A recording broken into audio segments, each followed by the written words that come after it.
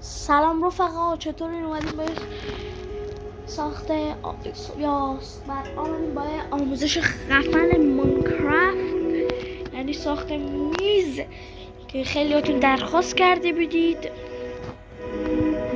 میز این برای صندلی میز اول میذاریم، بعدش برای ساخت میز اول از یک بلاک استفاده میکنیم. فرقی نداره چه بلاکی باشه، چه رنگی باشه، اصلا ما بلاک کاری نداریم، فقط در یک لحظه نیازش داریم.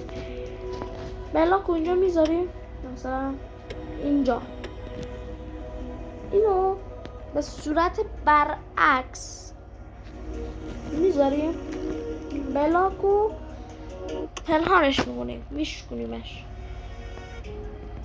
این ورم یه بلاک میذاریم مثل همون قبلی،